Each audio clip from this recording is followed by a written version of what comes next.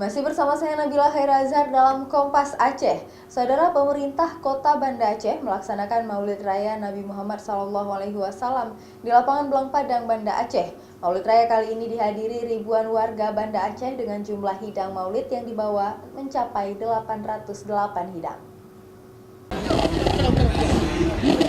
Peringatan Maulid Raya Nabi Muhammad SAW yang merupakan acara tahunan terlihat meriah. Agenda resmi pemerintah Kota Banda Aceh ini menjadi daya tarik tersendiri untuk para wisatawan.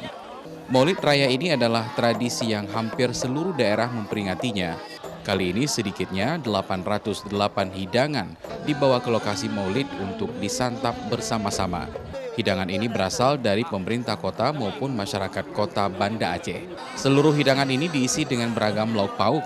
Sesudah semuanya diantarkan ke lokasi perayaan Maulid Raya, hidangan ini akan dibagikan ke warga maupun wisatawan yang berada di lokasi.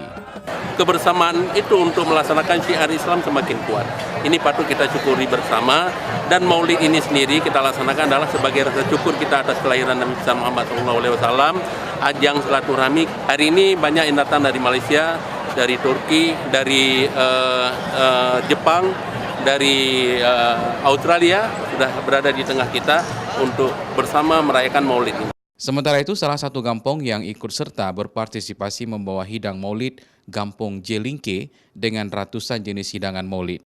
Pemerintah Kampung Jelingke pun mengeluarkan hidang Maulid dengan menu istimewa yang disantap bersama warga yang datang. Ya, kami cukup antusias ya kalau Maulid ini, seperti yang disampaikan oleh Pak Wali Kota tadi, bahwa setiap kampung, mungkin sebanyak 90 kampung yang ada di Kota Madya Banda Aceh ini ikut memeriahkan, juga menyumbang makanan-makanan dan kuliner-kuliner yang khas di kampungnya masing-masing.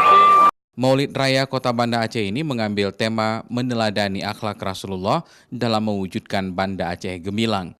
Selain diisi dengan zikir, Maulid Raya kali ini juga menghadirkan penceramah asal Makassar, Sulawesi Selatan, Ustadz Dasat Latif, yang mengisi ceramah meneladani Rasulullah Shallallahu Alaihi Wasallam.